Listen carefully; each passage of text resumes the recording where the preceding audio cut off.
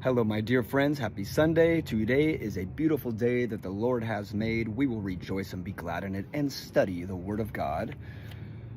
Today we will be reading passage number 41 out of the Holy Shit of the Bible. Last week we read passage number 40, enjoying the last triumph of Moses, our buddy, God's conduit.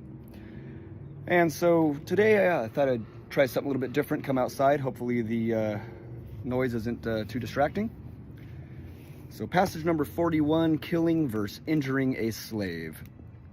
And I'm in Exodus chapter 21, verses 20 through 21 in the New Living Translation.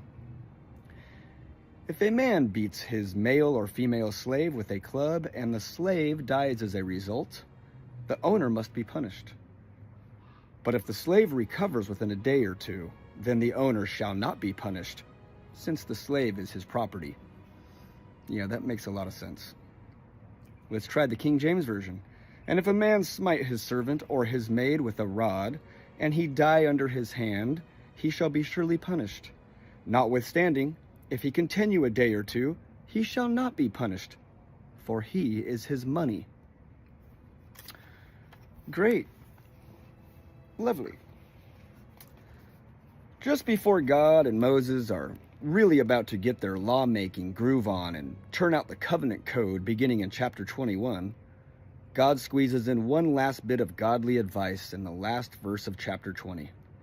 Verses 26 in chapter 20. And do not approach my altar by going up steps. If you do, someone might look up under your clothing and see your nakedness, according to the New Living Translation.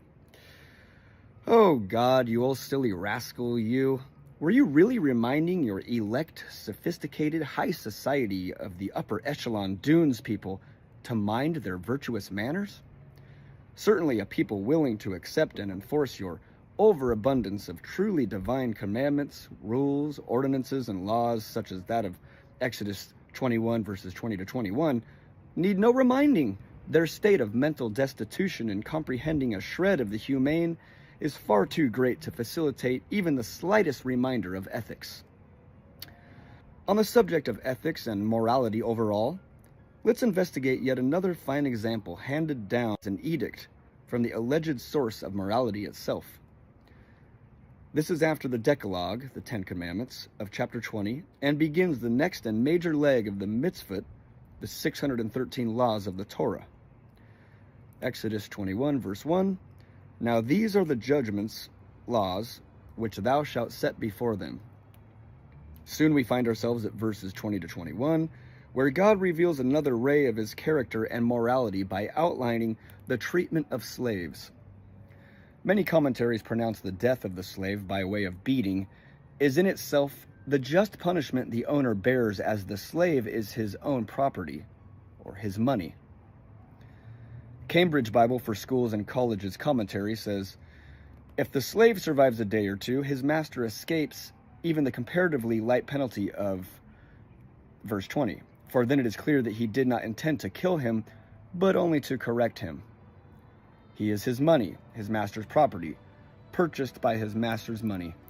His master is considered to have sufficiently punished himself by the loss of his property.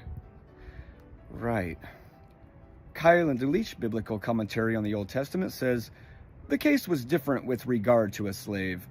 The master had always the right to punish or chasten him with a stick, according to Proverbs 10:13 and Proverbs 13:24. This right was involved in the paternal authority of the master over the servants in his possession. Notwithstanding, if he continue a day or two, meaning remain alive, it shall not be avenged, for he is his money.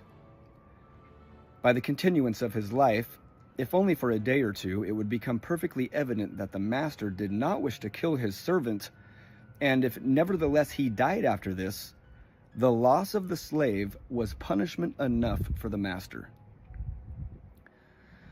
Jesus. Pulpit commentary. He is his money. The slave had been purchased for a stun of money, or was at any rate money's worth, and the master would suffer a pecuniary loss by his death. It's quite the exhibition, and one of many, when theological acrobatic aces attempt to maneuver around this one. The usual round of blanks include embarrassingly juvenile blabber blunders such as, you have to consider the context and the culture and the era. Got it. God is cultural and wickedly barbaric. Lots of people had slaves. Slaves were normal. Got it. Okay.